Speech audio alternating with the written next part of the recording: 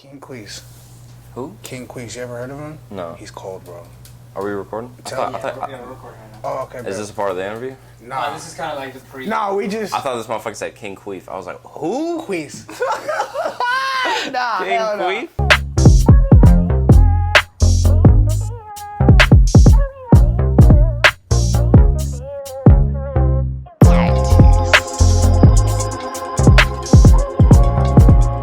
What's up, y'all, man? It's your boy Daylight Skiggity in this bitch. It's the definition of active. You see, I'm already sitting here chopping. That's how the interviews be because these be my people. So I'm really hyped that we're able to get my brother in here, man. The one and only, man. The King Pariah motherfucking Pete. How you doing, G? Hey, I appreciate you, dog. I'm doing You well. see? This Hey, long hair Pariah, too. You feel bro. me? Pariah Pete, a.k.a. Pariah like Brian with a P. I want to start this with a little surprise. Yes, You sir. feel me? As he was talking about this old me from back in the day, I had to pull up correct. Oh! I had to pull up correct, bro. Yo! Skirt skiggity. There you Bro, go. I have not been drinking. Oh, damn. I'll drink with you, though. Nah, if you're not drinking, I actually don't want to like enforce that at all. Like this is completely up to you. I'm grown, bro. We could put it in the fridge. This could be. It'll be gone. It's a token. Aaron knows this shit'll be gone. It's a token of appreciation, regardless. We good. We gonna do the deli. I miss my brother. I haven't seen him in a minute, and I'm hella proud of him, man. Hey, salute. This one of the ghosts right here. Salute, man. Hey, real shit. Where should we start, bro? I don't even know. Is there a place where you like? Cause I want to start at 20 pounds, bro. Yeah. I feel like anybody who interviews you, who knows you for real, should start there. If Absolutely. they don't know, it shows me how much they're not hit to, where it started. So Yeah. you know what I mean? So let's talk about that. Let's talk about one, in my opinion, one of the most legendary groups to like come out of AZ. Happened in a flash, my nigga. Facts. Like, and it set a tone, bro. Facts. It set a standard in the tone so crazy, such a crazy ripple effect for all four of y'all, bro. Yeah. And it made a lot of people, if you were paying attention or if you're like on your grind for real, get on their shit. Yeah. I've been making music out here my whole entire life, G, and I don't see a lot of people that will go to every single fan, make sure to take a picture with it. Yeah. It's something that you still do to this day, bro, which is beautiful, and I fucking love that shit. Like, how was it being in a group? Yeah. You know what I mean? So I love how we're starting at that because that's truly like the actual origin of bro. everything. You feel me? I only had 2 songs out prior to 20 pounds. That's crazy. So I put out my first song ever, and I immediately, like within a month, I met Jalopy, I met Shrub, I met Mastermind, I met Skates and Knowledge Nick, all the homies that were in 20 pounds. Salute to everybody, man. Yeah, Interview all super them niggas. talented. I got you as a lot, but I gotta get everybody else now. Facts. Facts. But yeah, so like I think it was perfect for me because at that time everyone was so much more experienced than I was. So people were already doing shows. People have been recording and releasing music for like 4+ years. Me being the youngest and like the rookie, the least experienced, like I feel like I developed so much quicker. And I think it was perfect. Like to me, like 20 pounds, truly like everything that you preface, like we changed the scene, you feel me, in so many different ways. We were so fucking young doing shit that, like bro, your age, yeah, change the landscape of this shit. Absolutely. But to me, like when I look back on it now, like that shit was boot camp, bro. It was, like dude. waking up, like I used to wake up at like 7:30 because we had to be at the studio at 9, and I was the only one with the car, and I was going to fucking Glendale, Chandler, North Phoenix to the studio. crazy. We smoking, drinking fucking Dunkin' Donuts at like 8:30 in the morning, recording. Facts. Being in the studio for like, you know what I'm saying, half the day, and then having to go drop everyone off, me go to work, you feel me? Like, that shit was just constant. We were daily in and out, like, either plotting on something, recording something, promoting something. Like, it was always something going on. And it helped teach me so many, like, the ideologies I still carry today with my music, with, like, the way I treat promoting, the way I, like, go about like selling tickets. Like I still do the physical ticket grind, which is crazy because back then, bro, it used to take me like a month to sell like 50 tickets. Bro, I could do 50 tickets in one day. Dude, in one day. Bro, my record, it was a 16-hour day. I sold 72 tickets. I physically delivered 72 tickets, not counting your own online gas, sales. Your own gas. My own gas. Tell this nigga, and you were all over the zone, bro. It ain't like he just does this on the north side or the west side, like like Pride Guys fans all over. So like truly, he's gonna use the whole tank. Yeah. That's so fire, G. Facts. Like, get your grind up. My man said he almost broke 100 tickets in a day. In a day, bro. Yeah. And that's the reason why I feel like you get the love and respect that you get besides like how fire the music is. G. Yeah. You know what I'm saying? Because absolutely, like when you were in 20 pounds, you were rapping a lot. And it's like you still rap, but you're like finding your lane and finding your sound. So it's like I think a lot of things make up what your sound is. So like tell me about the transition from being in a group to where you guys have help. Yeah. So like where it's like by yourself and now I'm developing my own music and my own sound and like working on your first album and your first project. Yeah. Another show I'll never forget too. Yeah, facts. You hosted that shit, My bro. nigga, Crazy. bro. Hey, legendary, My bro. nigga crowd surf. Facts. I'll never forget that shit. Crowd surfing to the boom bap Bro, beats. that's crazy, bro. It's all good if you ask me. Facts. Oh man. Bro. So yeah, like going from being in the group to going solo was like definitely a trip, of course, because like, and you helped me out immensely during that time, like mentally and spiritually, like taking me under your wing. Nah, for real, love, bro. And like, cause it used to be, I was like rapping, like all my best verses were like, okay, this is for the 20 Pound song, this is for me and Shrub, this is for Jalopy, like whatever. Like I was writing my ass off constantly. And so transitioning into like writing solo material at first was like a little bit like threatening, where I was just like, fuck, like now I got to come with like 2-3 verses, choruses, all this shit. I haven't done this in 2 years. You know what I'm saying? 20 Pounds was around for 2 years. And I wasn't making a lot of solo material at the time. I was just focusing on my best verses. You guys were all featuring on each other's shit. Exactly. Yeah. And so naturally the first project I made was Mercury. And that, like, that shit still stands the test of time, bro. Bro, classic. Facts. I appreciate that. That car's a classic. Facts. I listened to it the other day and I noticed how vulnerable I really get on it. Like I really I talk my shit throughout the whole time about everything that I went through. And so it's crazy that like during 20 Pounds, I was like, you know, I'm just gonna try to prove to myself, to the group, to the state that like I can rap like bar for bar, like I'm an MC. So going into Mercury, I was like, you know, like how could I actually tell my story? You know what I'm saying? Like talk about like what I go through on a daily basis and whatnot. And finding that vulnerability through music, bro, that's what I like fell in love with like being able to like be in a therapy session with myself. You know what I'm saying? Like I love that you said it's a therapy session. Yeah, that's absolutely. what I always would tell Sully. I'm like, bro, these just be therapy sessions, and it just happens to sound good, and I appreciate that people fuck with it. Even if they didn't, I would still fuck with it because I need this. Yeah, because life get crazy, bro. You know what I'm saying? And like, I see you just keep going at all times. You don't never let life fuck with you. You know what I mean? Do you think that comes from like having like strong family, like your sisters and your family? Man, I don't know. Yeah, youngest of 5. You feel me? Dog. All sisters. Crazy, dog. Both my parents were born in Poland, bro. So it's like salute to my Polish people. Yeah, man. facts. Salute to my Polacks out there. You know that. Go straight up. Yeah, dude. Like my mom had like 3 kids by the time she was 23, my age. And like immigrated to Canada, to Toronto. So it's like the type of shit that she had to endure is like still nothing to like, I mean, all the bullshit that I've been through, you feel me? So it's like being able to look up to that as a kid, I feel like really like implemented that like work ethic where I was just like, nah, like I have to get this shit like no matter what. And because at the end of the day, like you could have as much work ethic as you want, but like you got to really love it and you got to really be passionate about it. And one thing that I feel like separates me is that like I put so much attention and love and creativity into so many more aspects than just the music.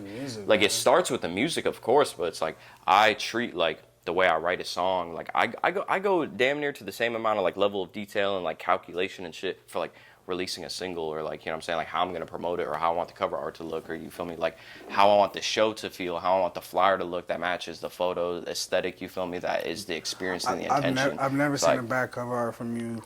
Facts. Never seen it. Oh, so I'm burping off the deli. Yeah. I've already burped like twice. You feel me?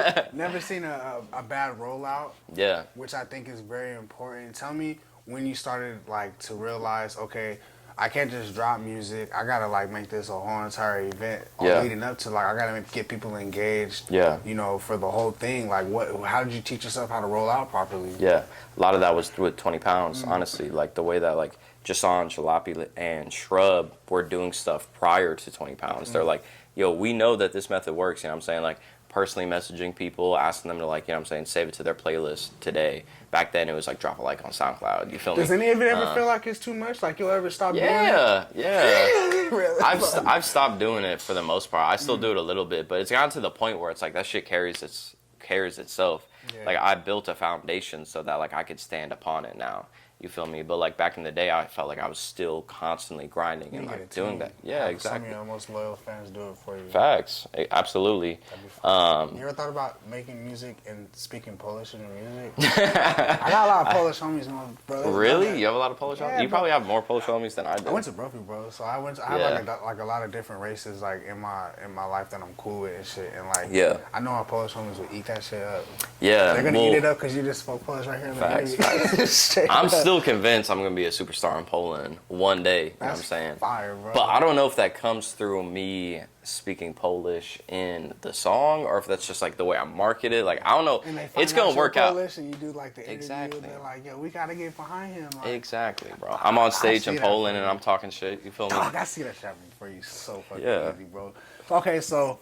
I get so excited fucking around with Pariah. So like we all over the place already. You feel me? We are. So you go from that. We're talking about rollouts. Yeah. Okay, so you went from being in a group to now you have your own band. Yeah. You know, because like when Mercury dropped, you didn't have a band. Yeah. You were still rapping. So like, how did you go from the transition from that to like, you know what? Now I want to have like a full band with me and start creating music this way. And not just like, it's not just about 16s. It ain't this 316s. Absolutely. You know what I'm saying? 3 hooks, bow. Like, I'm actually, you're an artist now, bro.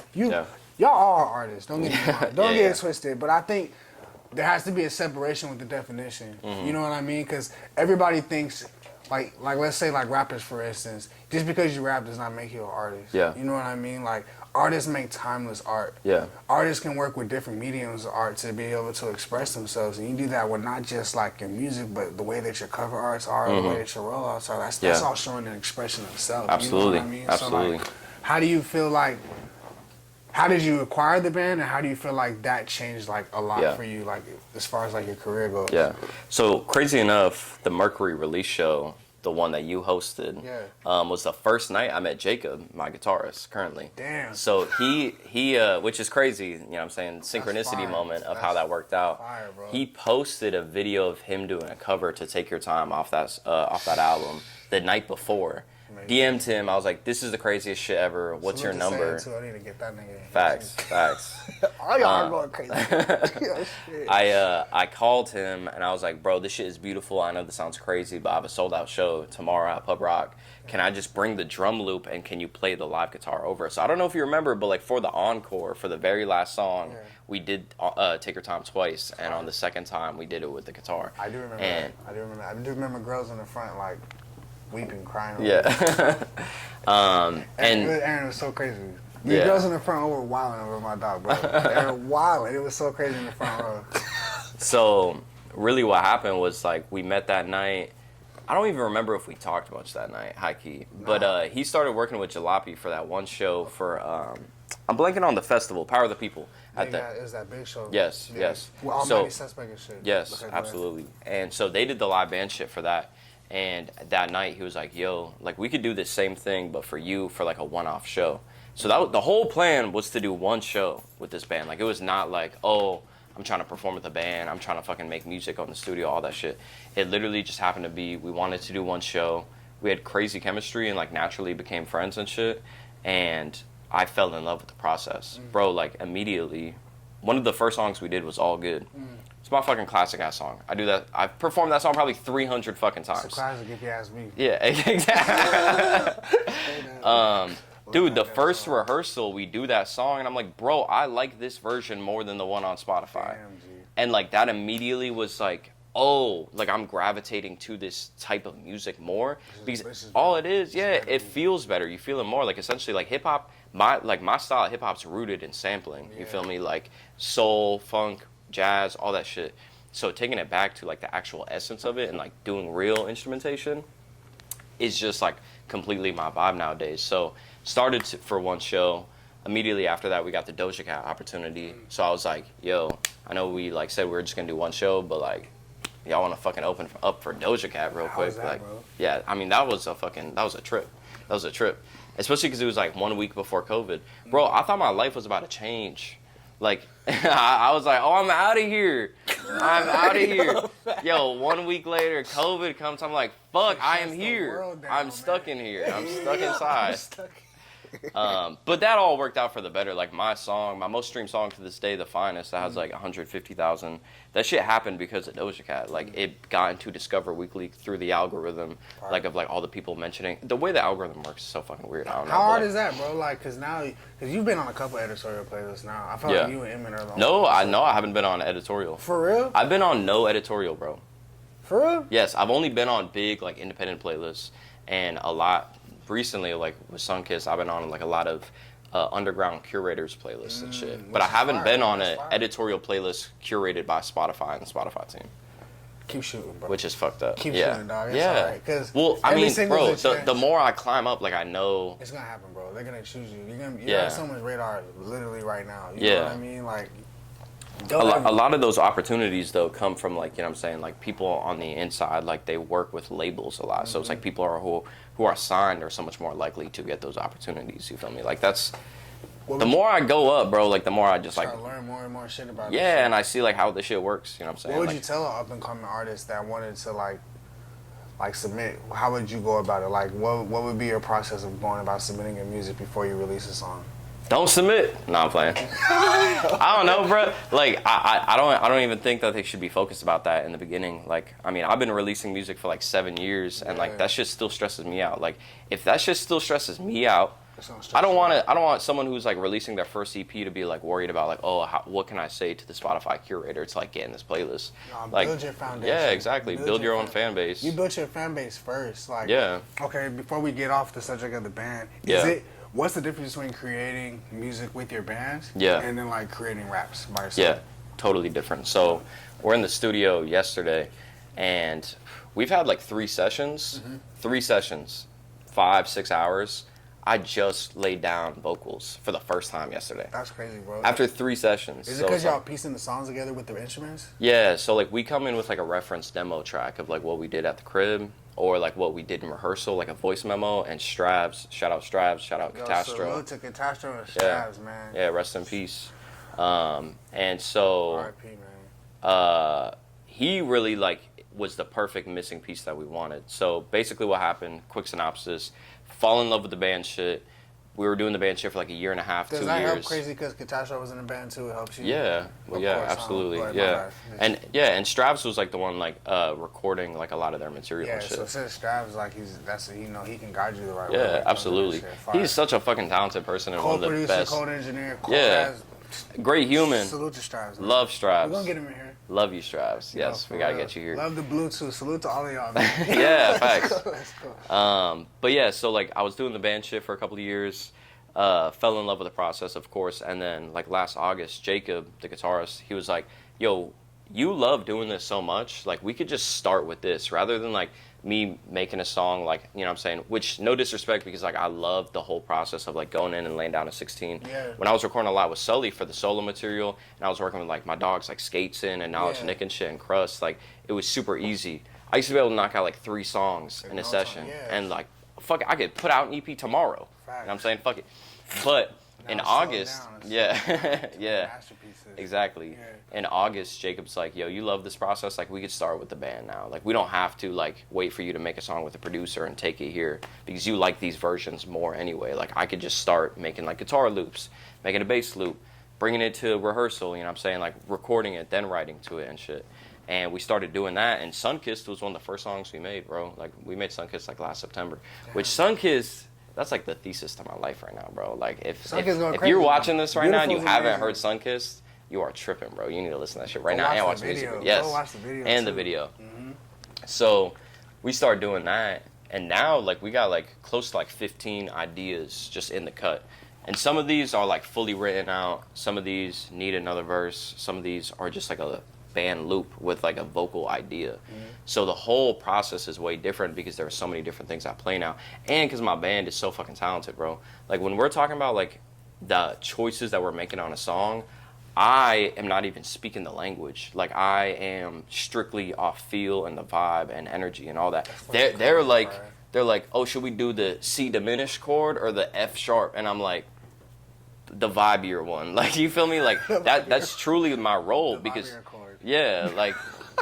like granted, like they trust my ear, and like I am like definitely like the spirit driving force of the band, but their conversations are way different. So when it comes to the studio and like we're producing a track, there's so much more that's like going into play. Like shout out to the band. Shout out to the members of the band. Yeah, you know what I'm saying? Jacob Reiner on guitar, Gus Campbell on bass, Malik Nelson on drums, Carly Bates on keys and singing, and then our producer, recorder, mixing master, engineer, Straps. You feel me? That's the Mercury. We're gonna have to get you guys with a live unplugged performance. That'd be fire. I'd love that. That'd be hard as fuck. Yeah. I would love to see that. Sun Kissed. I would love to see Yeah. real friends. Yeah. All that. It's all good too. Yeah, facts. All that. Yeah. I'm a fan. So like, I'm a fan, bro. I'm yeah, a fan love, too, bro. love. Yeah. So tell me, okay, Sun Kissed is out. And it's the newest single, and like you space your singles out too. Absolutely. So you're gonna let it rock for a little bit before you drop something else. I want to start flooding now, but I like genuinely don't know if I'm capable of doing so. You know what I'm saying? Like so much is out of my control. Like my band is super busy, so when we're getting together, we're like getting together like maybe once a week, once every other week, and sometimes we're like, oh, we need to rehearse for the show. We need a photo shoot to promote this. Oh, we need studio for that. Like, there's so much going on. I'd love to release 2 more singles before the year is up because I definitely space out shit a lot. Yeah. And it's never really, like, intentional. I've always wanted to, like, make my releases a little bit more exclusive. You feel me? Just because that's what I want to do. Like, and that's what will work for me. Yeah. But, like, different artists have different ways of doing shit. You know what I'm saying? Some people like, fly, some people wait. Exactly. And like you're in control of your art though. Like the Yeah. fans don't control when you drop. Absolutely. Yeah. And like I was talking about earlier, I don't know if this was on camera or not, but like I built the foundation where like I feel like like I don't need to be dropping every single month to stay relevant too, because I'm always doing something. Like people are always seeing me like doing some shit. So it's not like I'll like disappear for 6 months. That's important. Yeah. That's important. And I would hate for an artist coming up right now to feel like they constantly need to be like in the public eye to like keep people's attentions and shit. Like just live, be a human, operate first, be an artist, and then all the other shit, will come with, Okay. So I dropped 1 song this year. I know, bro. And That's what this I'm year I saying. performed on like the Van Buren stage, Phoenix New Times. Like I've had like Fuck some your of my shit. craziest. I opened up for one of my favorite bands a couple of weeks ago. Like made that connection. They know me. They And fuck you got with a me. huge Like festival at the end of this year. yeah, and Zona Fest. I'm the only hip hop act on fucking Zona Fest. Portugal the your Man, Bleachers, fucking Beach House, Japanese Breakfast, Chicano Batman, TV Girl Sales, bro. The list goes And fucking I know on, you're bro. gonna network and tap in with everybody there. Absolutely, and that's just gonna be fun, bro. I'm gonna get Airbnb that whole weekend in downtown. Me and my lady, you feel me? It's gonna be a good ass time. She's a fan of like all those bands too, so. That's so crazy. Okay. But that was all with 1 song, and like granted, there was so much other things going on. Oh, and 2, you know what I'm saying? I gotta talk my shit a little bit more. 2 Talk your shit. two sold out headlining shows. You feel me? So it's like, and Bro. one at a jazz club where it's like. Hip hop artists like don't even get to go up there. Besides, the only one I know is the Groove Theory, Z-Dub. Z-Dub's the only one that I know. Salute to the Stakes, salute to G-Dub. Yeah, absolutely. Salute to Cash, love Yeah. y'all, man. Yeah. So That's crazy. That's fire as fuck. I've actually talked about this a lot with like personal friends and shit too. It's like I would hate for an artist coming up right now to be like, damn, like I haven't dropped in a month. Like no one gives a fuck about me anymore. Like that's not a healthy way of thinking. Like genuinely. Like granted, you could use the motivation of always wanting to like be productive and give people shit and be like in the eye as like a fuel and as a source of motivation, but don't let that shit fucking drain you. Like let it like uplift you. Because it always will drain you. Yeah. And like, you don't. I don't know. I don't believe letting your fans be in control of when you drop. It's art, and it's a piece of you, and that's like. That's gonna fuck up your energy. Always feeling like, yo, if I don't do this, they're gonna forget about me. And like, don't think about that shit. Yeah. Yeah, it's hard Absolutely. enough making a good song. Worry about making a good song, being transparent in your music, building your foundation. Don't worry about who's thinking about you, who forgot about you, because everybody's still trying to get it. You know what I'm saying? Facts. So like, yeah, and like I like that you don't put that pressure on yourself. Yeah, that's why it's absolutely. always gonna stay fun to you. Yeah. You know what I'm saying? But like, of course, like in the meantime, like I've been staying busy, and I'm saying stay busy, don't play busy. Don't You play feel? busy. I still got that shirt in my closet, bro. Don't play busy. I've like been redoing my closet a lot. You feel me? Because I got the old '70s strip now. I like and, the look though. You've been killing it. Thank you, bro. Are you ever gonna cut the hair? Is this what we gotta get used to it? I don't know. You just gonna bang it all the way down? I don't know if I'm gonna go that crazy, because that might be too much. But dude, the longer it gets, the better it looks. What does your girl say? My girl loves it. She like plays with my... So Dude, last night she was like fucking with my hair and shit. She was like curling it up and shit. My G. Yeah. You look like a superstar already, bro. Bro, the inspo for the look is I want to look like a 70s jazz musician in a 2022 rap body. You feel me? I've never heard anybody break down the inspiration for the look. Yeah, and that's today. You feel me? I might be on some different shit tomorrow. That's what's up, dude. But yeah, I was going through through the closet recently, and I've been like putting a lot of shit down like into I just got like a box of just like there's a bunch of like old like merch that I got that I'm like I'm not wearing this anymore. But the stay busy, don't play busy, staying up, bro. It's staying up. Did you hear that? Facts. You heard it here first, man. Yeah, facts. From our brother. So what can we expect? Like, okay, so you might drop a couple of singles, but we ain't gonna expect like a project topping next year.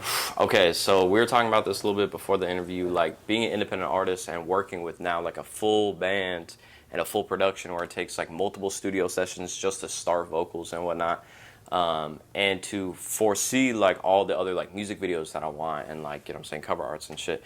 I've been self-funded this whole time. Like really what I hope to happen is I drop a few more singles, which now I feel like it's at the point where it's like truly like undeniable. Like Sunkiss to me is undeniable. I think the music's been undeniable. Yeah, and that's love, bro. That's love. But like to me, you know what I'm saying? everything is there now. It's like the local following's there, the music is there, and you know what I'm saying? Like I have people in the industry who fuck with me and who are watching me. Yeah. So it feels like everything's aligned for something big to actually happen. So I want to drop a couple more songs and see if I could get some sort of like indie distribution or like some sort of like smaller label, or like I just need money to do like a full album, bro. Like it's tough with like how busy everyone is. Like I would need to like rent out a cabin for like a couple weeks and like just have the whole band come up. Hella possible, bro. Yeah, and we have the music. Like the album, it's not done written, but it's like 60% there. Like we have the songs. You guys gotta do that real quick. That's what I'm saying. You know what I'm saying? Like, but I don't got bread for that. My car just turned to Benihana's yesterday, bro. I was in Prescott driving up. This shit just started smoking. Open the hood. We in Benihana's now. There's a full flame, bro. They were doing the fucking volcano and all that shit. It was fucked up. I don't got bread to do a full album. But it's fucked up because I really want to do an album. But definitely one more single before the year's up. Hopefully another one. I already know like the names and all that shit, and then Zona Fest at the end of the year. But I think like we have the momentum right now to gain some real like industry traction and be like, all right, it's time we give this motherfucker like some. Here's a budget, Pete. Bro, the shit I could do with a budget is actually fucked up. So are you looking for management right now? Like, how's that? I mean, so that process, I don't even know. It seems like you manage yourself. I do. Everything's been fully independent ever since 20 pounds. You think it's harder to manage an artist like that? I don't know. I mean, like, the one thing that I do know that we were talking about before the interview, like, I don't think my manager's in Arizona currently. Like, I need a manager who has all those industry connections. Like, I don't need much help in Arizona. You feel me? I just want a manager, though, that is, like, super tuned into who I am, like, as a human and spiritually as an artist first. Because, like, they need to understand, like, the way my mind works, bro. Which my mind works sometimes in fucked up ways. Like, I'm a fucking human. I was in the green room at my sold out show at Valley Bar earlier this year, and like we didn't have like a huge, like not everyone was there in the first like 10 minutes, and I was like, damn, bro, like this shit finna flop. Bro, and what? I know. I sold every ticket. And I was like, damn, like what if I'm just not that guy? You feel me? And then all 275 people pulled up, and I had the greatest. Bro, they bought their ticket. I know. But it was like in the first 10 minutes, there were only like 20 people there or some shit. And I was like, man. It gotta start. I know, and it's Valley Bar. It's downtown Phoenix. There's no parking and shit. Niggas gotta find that shit. I know. You know what I'm saying? But it's a secret. That's how my mind works. You know what I'm saying? So it's like, and that comes from like just me being like a sensitive person. So like, if I have a manager, I need them to like appreciate that and like understand that before even working with me, because it's like I get hella neurotic about some shit. You feel me? Like I'm very like meticulous with how I want my music to be appreciated and how I want people to see it for the first time. So I want a manager who's like, I get you. Now let me get my people over here. Let me submit the music over here. I wish more artists were transparent with their emotions, bro. Yeah. That's even you just saying that right now is strong, because a lot of people wouldn't even say that shit. Yeah. They wouldn't even like be that vulnerable and be real like that. You know what I mean? And we know y'all sensitive. Yeah. I mean, why do you all make of art, us are bro? sensitive, like, bro. We make art. We're artists. You know what I'm saying? Like.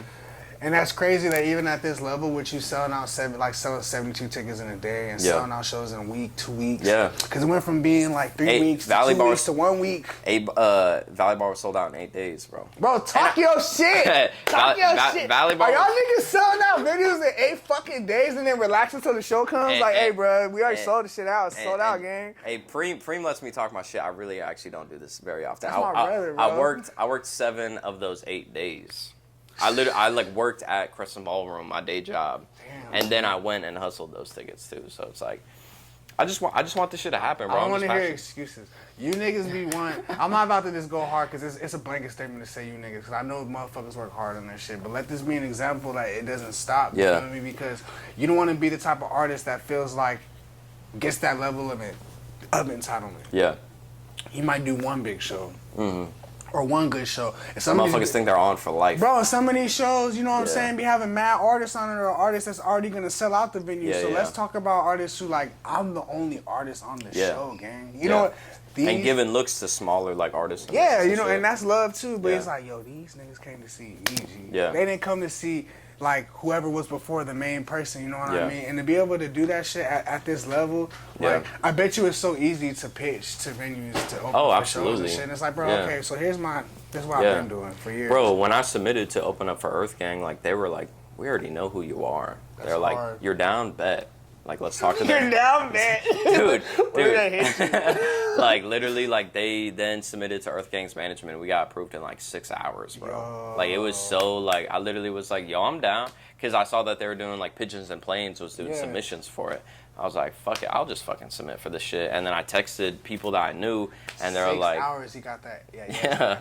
Yeah. But, no, that's, like, the point is, like, now I have the resume to go, like, anywhere. Because it's, like... I have the rap sheet. I'm pretty sure I've sold out like all the venues besides fucking.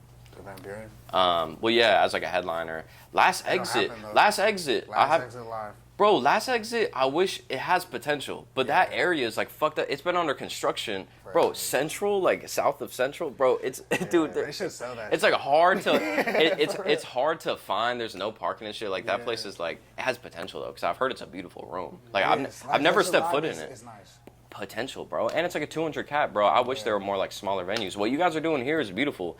Like, you know what I'm saying? We got like a 300, I want to say 300 to 350 cap. You know what I'm saying? Yeah, but also at the same time, like this is the type of room that you could fill like 35 people in, and it would still feel good. You could feel it's intimate. Yeah, absolutely, and that shit's so important for artists, like because people need to be able to have like accessible ways to throw shows, you know what I'm saying, whether it's 5 people or 500, like that shit was vital. If you can't do an intimate show and capture the audience, you're not ready for bigger shows. Yeah, because you're gonna go on a bigger show with like a huge crowd and it's not gonna be the response that you want, and that shit might fuck up your ego, bro. Like a lot of artists, like I just want y'all to be like just be honest with yourself, you know what I mean, and don't skip any steps, because you don't want to be on a huge stage and you're not ready. Absolutely. Because you're going to feel that shit. Absolutely. You feel me? Like, I've thought about that. I forgot which interview, and I'm not even going to say it, but I was watching an interview of like someone freestyling on like Ebro, and you could tell he was so nervous, which granted, like as any rapper, you'd probably be fucking nervous to freestyle in front of Ebro. That's like or you're not nervous. Yeah, facts.